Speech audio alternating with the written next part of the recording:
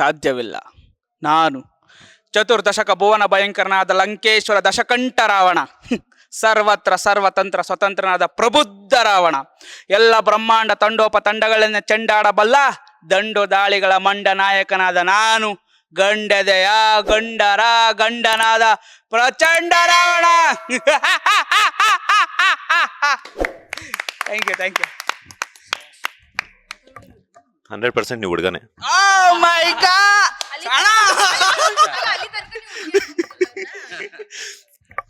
ನಂದು ಸ್ಕಿಟ್ಟಿಂಗ್ ಡೈಲಾಗ್ ಹೇಳೋದಾದ್ರೆ ಹಾಳ್ಕಂತ ಬಂದಿರ್ತೀನಿ. ಒಂದು ಹೆಣ್ಣು ಗುಳೋ ಅಂತ ಕಣ್ಣೀರ್ ಹಾಕೊಂಬಂದ್ರೆ ಆ ಕಣ್ಣೀರ್ ಕತೆ ಕೇಳೋರು ಇಲ್ಲಿ ಯಾರು ಇಲ್ವಾ? ನನ್ನ ನೋವನ್ನು ಕೇಳೋರು ಇಲ್ಲಿ ಯಾರು ಇಲ್ವಾ? ನನಗೆ ಆಗ್ತಿರೋ ಅನ್ಯಾಯನ ನಿಲ್ಸಿ ನ್ಯಾಯ ಕೊಡ್ಸೋ ನ್ಯಾಯಾಧೀಶರು ಇಲ್ಲಿ ಯಾರು ಇಲ್ವಾ? ಸಾರ್, ನವೀನ್ ಸರ್ ಬನ್ನಿ. ಇದೇ ಡೈಲಾಗ್ ಆಕ್ಚುಲಿ. ಸರ್ ತುಂಬಾ ಚೆನ್ನಾಗಿ ಮಾತಾಡಿದ್ರಿ. ಸೊ ನಿಮ್ಮ ವರ್ಷನ್ಸ್ ಏನಾದ್ರು ಹೇಳೋದಾದ್ರೆ? ಇದು ಸ್ಕಿಟ್ಟಿಂದ ಹೇಳ್ಬೇಕಾ? ನಾನು ಕಾಮಿಡಿ ಮಾಡಿದ್ರು ಸರ್, ರಿಷಬ್ ಶೆಟ್ಟಿ ಅವರಲ್ಲಿ ಈ ತರ ಟ್ಯಾಲೆಂಟ್ ಒಂದಿದೆಯಾ? ಕಾಮಿಡಿ ಕಿಲಾಡಿಗಳು ರಿಷಬ್ ಶೆಟ್ಟಿ ಅವರು.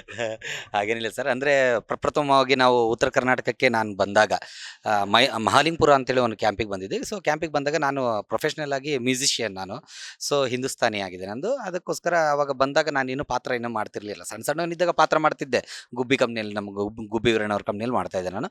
ಸೊ ಅದಾದ ನಂತರ ಈ ಉತ್ತರ ಕರ್ನಾಟಕಕ್ಕೆ ಬಂದ ಮೇಲೆ ಅವಾಗ ಮ್ಯೂಸಿಷಿಯನ್ ಆಗಿ ಎಂಟ್ರಿ ಕೊಟ್ಟೆ.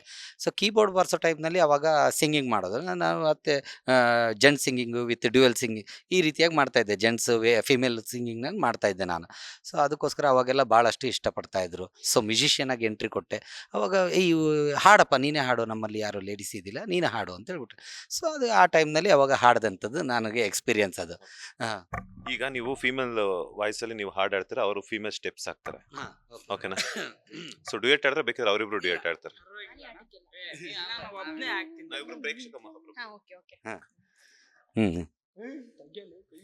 ರೆಡಿ. ಈಗ ನೀವಿಬ್ರು ಡ್ಯಾನ್ಸ್ ಮಾಡಿರಿ, ನಾನು ಜೆಂಟ್ಸ್ ವಿತ್ ಲೇಡೀಸ್ ವಾಯ್ಸ್ನಲ್ಲಿ ಹಾಡ್ತೀನಿ. ಓಕೆ.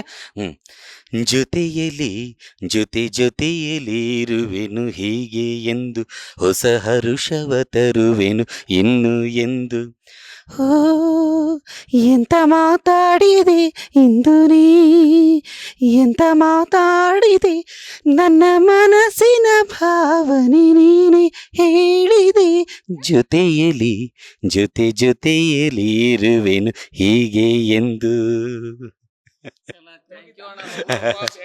ಇಲ್ಲ, ಆ ಟೈಮ್ನಲ್ಲಿ ಅವಾಗ ನನಗೆ ಏಜ್ ಭಾಳ ಕಡಿಮೆ ಇತ್ತು. ಅಂದರೆ ಒಂದು 18-20 ವರ್ಷದವನಿದ್ದೆ ನಾನು. ಅವಾಗ ಲೇಡೀಸ್ ವಾಯ್ಸು ಪ್ಯೂರ್ಲಿ ಕ್ಲೀನಾಗಿದ್ದು ಬರುತ್ತೆ. ಬಟ್ ಬರ್ತಾ ಸ್ವಲ್ಪ ವಿಲನ್ನಿಂದ ಕ್ಯಾರೆಕ್ಟರ್ಗಳೆಲ್ಲ ಹಾಕಿದ್ರು ನನ್ನ ಸ್ಟೇಜ್ ಮೇಲೆ. ಆ ವಿಲನ್ ಕ್ಯಾರೆಕ್ಟರ್ ಮಾಡಿ ಬೇಸ್ ವಾಯ್ಸ್ ಆಗಿಬಿಟ್ಟಿದೆ ಅದ್ರ ಸಲುವಾಗಿ.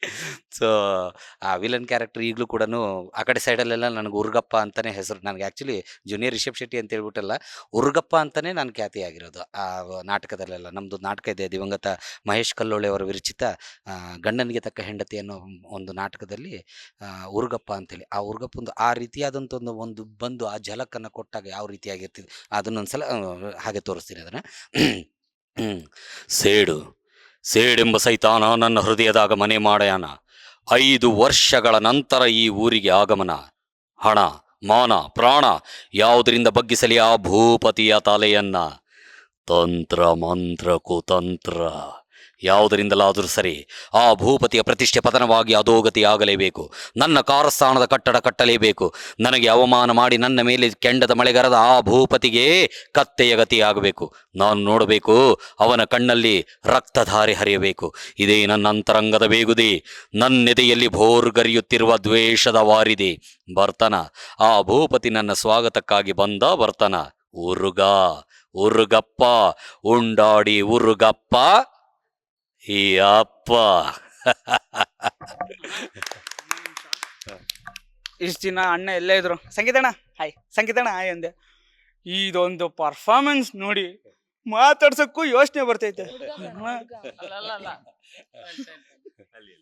ಇನ್ನೊಂದಣ್ಣ, ನಾವೆಲ್ಲ ಅಲ್ಲಿ ರಂಗಭೂಮಿಗೆಲ್ಲ ಅದ್ರೊಳಗ ಅಲ್ಲಿದ್ದಾಗ ಎಲ್ಲರೂ ಪರಿಚಯಸ್ತ್ರಣ್ಣ. ಇಲ್ಲಿ ಬಂದ್ಮ್ಯಾಗ ಜೂನಿಯರ್ ರಿಷಬ್ ಶೆಟ್ಟಿ ಅವ್ರದ್ದು ಮಾಡತ್ತೀನಿ ನಾನು. ಯಾವ ಆ್ಯಂಗಲ್ನ್ಯಾಗ ಕಾಣ್ತಾನ? ನಾವ್ ಅಲ್ಲಿ ಕೆಟ್ಟ ವಿಲನ್ ಎಲ್ಲ ನೋಡಿರ್ತೀವಲ್ಲ, ಯಾವ ಆ್ಯಂಗಲಿಂದ ಕಾಣ್ತಾನಪ್ಪ? ನಮಗೂ ಟೆಲಿಕಾಸ್ಟ್ ಆದ್ಮೇಲೆ ನೋಡಿದ್ದು, ಈ ಕಡೆ ಈ ಅಣ್ಣಂದು, ಈ ಕಡೆ ರಿಷಬ್ ಶೆಟ್ಟರ್ ಅದು. ಹೌದಲ್ಲ, ಸೇಮ್ ಕಾಣ್ತಾನಲ್ಲ. ಮತ್ ಹೊರ ಬಂದೆ ಆ ಶೆಟ್ರಿ ಅವಾಗ ಸ್ಟಾರ್ಟ್ ಆಗಿದ್ದು. ಆದ್ರ ಒಳ್ಳೆ ವಿಲನ್ ಸರ್, ಒಳ್ಳೆ ವಿಲನ್. ಆದ್ರ ಆ ಕಡೆ ಎಲ್ಲ ಉಂಡಾಡಿ ಉರ್ಗಪ್ಪ. ಇವ್ರದೊಂದ್ ಬ್ಯಾನರ್ ಮಾಡಿ ಸಾಕ್ಯಾರ್ರಿ, ಸಂಕೇತ್ ಮಂಗ್ಳೂರ್ ಅಂತ ಹಾಕ್ಸಿಲ್ಲ, ಉಂಡಾಡಿ ಉರ್ಗಪ್ಪ ಕಾಮಿಡಿ ಕಿಲಾಡಿಗೆ ಸೆಲೆಕ್ಟ್ ಆಗ್ಯಾನ ಅಂತ ಹಿಂಗ ಹಾಕ್ಸಾರ ಸರ್. ಆದ್ರ ರಂಗಭೂಮಿಯಿಂದ ಬಂದಿದ್ದು ತುಂಬಾ ಖುಷಿ ಆಯ್ತು. ತೋರಿ ಅದೇ ರೀತಿಯಾಗಿ ಬರೀ ನಮ್ದೇ ನಾವು ಹೇಳ್ಕೊತಾ ಇದೀವಿ. ಪಾಪ ಈ ಹುಡುಗಿ ಏನು ಹೇಳಿಲ್ಲ.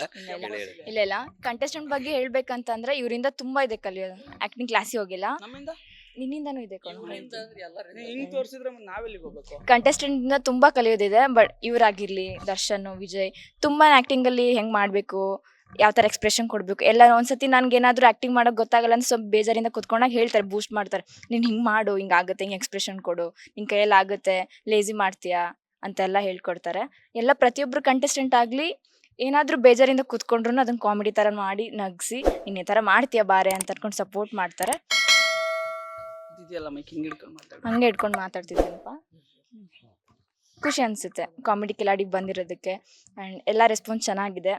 ಸೊ ಬೇಜಾರಿಂದ ಮನೇಲಿ ಯಾರು ಕುತ್ಕೋಬೇಡ್ರಿ, ಯಾವಾಗಲೂ ಕಾಮಿಡಿ ಕಿಲಾಡಿ 9 ಗಂಟೆಗೆ ಜೀ ಕನ್ನಡದಾಗ ಎಲ್ಲರೂ ನೋಡ್ರಿ, ಖುಷಿ ಪಡಿ. ಲೇಟೆಸ್ಟ್ ಹಾಗೂ ಇಂಟ್ರೆಸ್ಟಿಂಗ್ ಸುದ್ದಿಗಳಿಗಾಗಿ ಬಾಸ್ ಟಿವಿ ಕನ್ನಡ ಚಾನೆಲ್ನ ಸಬ್ಸ್ಕ್ರೈಬ್ ಮಾಡಿ, ಹಾಗೆಯೇ ಬೆಲ್ ಐಕಾನ್ ಪ್ರೆಸ್ ಮಾಡಿ. ಇದರ ಜೊತೆಗೆ ಫೇಸ್ಬುಕ್, ಇನ್ಸ್ಟಾಗ್ರಾಮ್, ಎಕ್ಸ್ನಲ್ಲೂ ಮಿಸ್ ಮಾಡದೆ ಫಾಲೋ ಮಾಡಿ.